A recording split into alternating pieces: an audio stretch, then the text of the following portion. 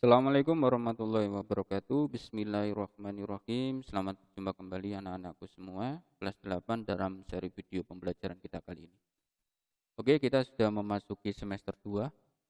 Di awal semester 2 ini kita akan bertemu dengan bab pertama, yaitu tentang tekanan. Oke, di sini saya akan membahas tentang tekanan. Oke, saya cari dulu. Kita cari materinya dulu tentang tekanan. Oke, sebentar. Ini bukan.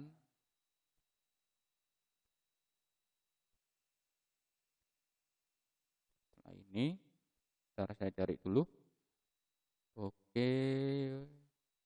Oh, belum. Oke, tekanan. Oke, pendahuluan. Tekanan, apa yang disebut dengan tekanan?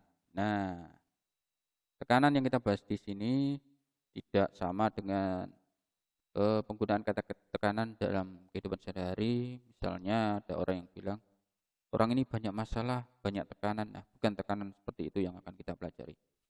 Tetapi tekanan yang kita pelajari di sini adalah tekanan dalam sudut pandang ilmu IPA. Oke. Oke. Yang pertama, kita akan mendefinisikan dulu tekanan. Oke. Dulu kita pernah mempelajari tentang gaya. Apa gaya itu? Yaitu tarikan atau dorongan. Jadi kalau kita sedang menarik atau mendorong, maka kita sedang memberikan sebuah gaya. Oke, contohnya, ada seorang anak, dia mendorong tembok. Ada seorang anak mendorong tembok. Oke, apakah anak itu memberikan gaya? Tentu saja, dia sedang mendorong. Berarti dia sedang memberikan gaya. Nah, pertanyaannya dengan logika saja, apakah tembok ini mendapatkan tekanan dari anak tersebut? Ya, tembok ini mendapatkan tekanan. Nah, di mana letak tekanan tembok? Nah, letak tekanan tembok, apakah seluruh tembok mendapat tekanan? Tidak. Letak tekanan yang diterima tembok adalah seluas dengan luas telapak tangan anak ini. Nah, jadi kalau kita buat simulasi, ini misalnya temboknya. Nah, kemudian ini telapak tangan anaknya. Nah, anak ini sedang mendorong tembok ke sini, maka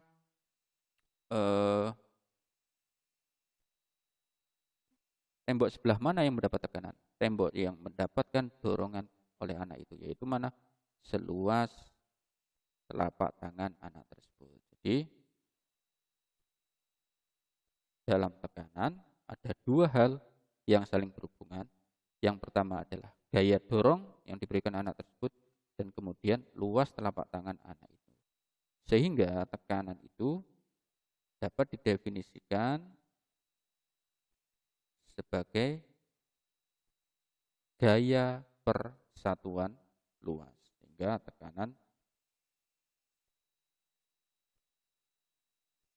adalah gaya yang diterima benda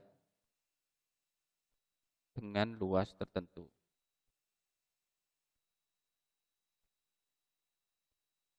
Oke, jadi itu ya. Gaya adalah, tekanan adalah gaya yang diterima benda sebesar luas benda yang terkena gaya. Oke, kita pelan-pelan saja. Oke, pada materi ini nanti akan kita bagi menjadi 3, yaitu ada tekanan zat padat, ada tekanan zat cair, ada tekanan zat gas. Dalam materi ini kita akan fokus dulu ke zat padat, tekanan zat padat. Oke, kita lanjut. tekanan zat padat.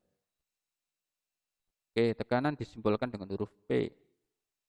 Sehingga tadi contohnya ini ada sebuah benda berbentuk kubus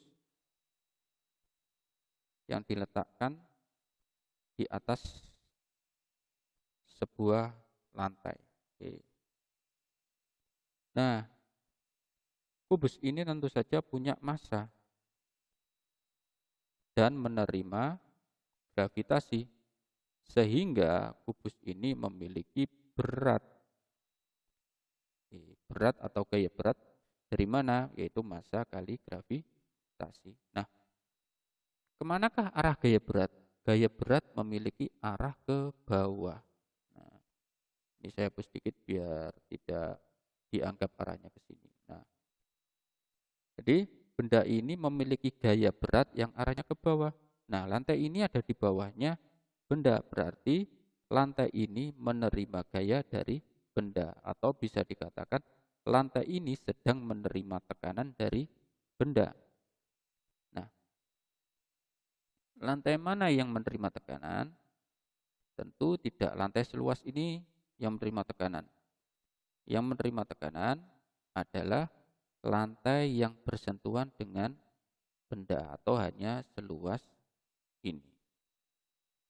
Nah, ini ada luas A. Ini ada gaya atau W, bisa disebut juga F. Sehingga tekanan bisa dituliskan yaitu besar gaya per satuan luas. P sama dengan F per A. Mana P adalah tekanan, satuannya Newton per meter kuadrat. F itu gaya. Gaya apapun, kalau dalam contoh ini adalah gaya berat. Misalnya kalau didorong berarti gaya dorong. Gaya satuannya Newton, dan A adalah luas penampang atau luas bidang tekan. Luas bidang tekan, yaitu satuannya meter kuadrat. Oke, jadi kita ke sini.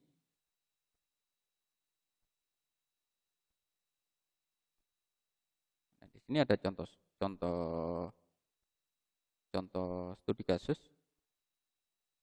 Dua orang, yaitu Rina dan Sita, memiliki berat yang sama. Oke, berat tadi ya. Rini memiliki sepatu hak tinggi. Rini memakai sepatu hak tinggi. Sita memakai sepatu datar. Oke. Jika kita tidak sengaja terinjak baik oleh Rini dan Sita, kira-kira mana yang lebih sakit?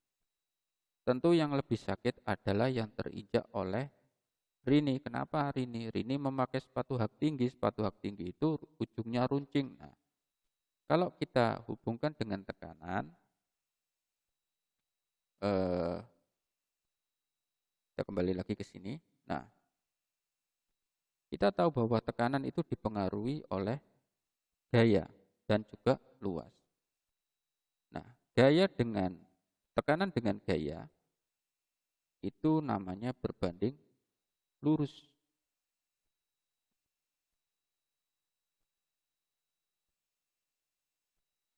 Artinya apa kalau berbanding lurus? Kalau gayanya semakin besar, tekanan yang dihasilkan juga semakin besar. Gayanya semakin kecil, tekanan yang dihasilkan juga semakin kecil. Tetapi tekanan dengan luas ini karena A itu di bawah per, maka dia menjadi berbanding terbalik.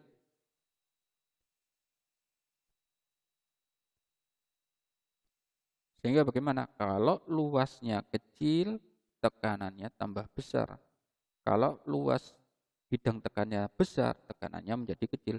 Sama tadi, hak sepatu itu luas yang memberikan tekanan.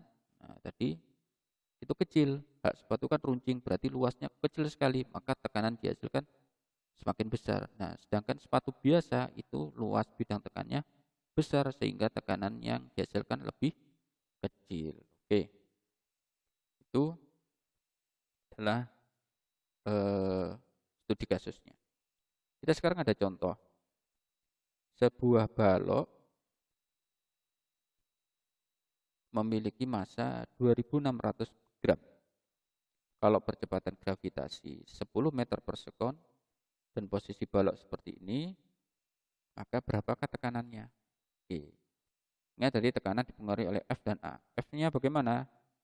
F yang bekerja pada balok ini adalah gaya berat. Rumus gaya berat adalah M kali G. Bagaimana? 2600 kali 10 sehingga hasilnya gayanya adalah 26.000 Newton. Nah, luasnya mana? Luasnya adalah luas yang menekan. Yang mana? Yang bawah ini. Mana berarti? 0,5 meter kali 1 meter. Hasilnya adalah 0,5 meter kuadrat. Sehingga tekanannya adalah P sama dengan F per A 26.000 per 0,5 yaitu 52.000 Newton per meter kuadrat. Nah, Newton per meter kuadrat itu kadang kita sebut juga dengan PA. Apa PA itu? PA adalah singkatan dari Pascal. Nah, jadi tekanannya ini adalah 52.000 PA, 52.000 Newton per meter kuadrat atau bisa disebut juga 52.000 PA, 52.000 Pascal atau 52 kilopascal. Oke, anak-anak semua. Sekarang agar lebih enak, kita akan ke contoh soal yang kedua. Nah, seekor gajah memiliki berat 40.000 Newton. Berdiri dengan satu kakinya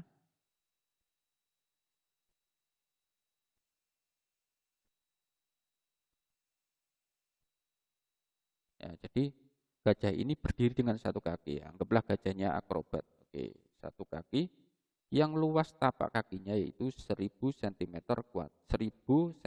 kuadrat. Berapa tekanannya? Jadi gajah punya 4 kaki tapi dia sedang akrobat sehingga berdiri dengan satu kaki. Anggaplah begitu. Sehingga F-nya 40.000 Newton, A-nya 1000 cm kuadrat atau 0,1. Dari mana ini? Nah, sentimeter ke meter naik 2 tangga karena ini kuadrat, setiap tangga dibagi 100. Berarti 2 tangga dibagi 10.000. 1, 2, 3, 4. 0,1 meter kuadrat. Sehingga tekanannya adalah 4.000 per 0,1 yaitu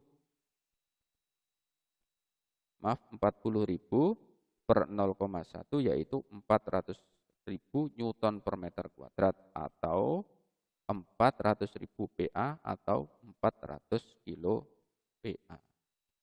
Baik anak-anak semua, mungkin ini saja yang bisa saya sampaikan tentang tekanan zat padat di video pertama kita ini. Tetap belajar, dipelajari bukunya dan sumber-sumber yang lain. Tetap berdoa kepada Allah Subhanahu wa taala agar selalu diberi keselamatan dan kebaikan dan tetap semangat belajar. Terima kasih anak-anakku semua. Saya akhiri dulu video pembelajaran kita kali ini. Saya tutup. Assalamualaikum warahmatullahi wabarakatuh.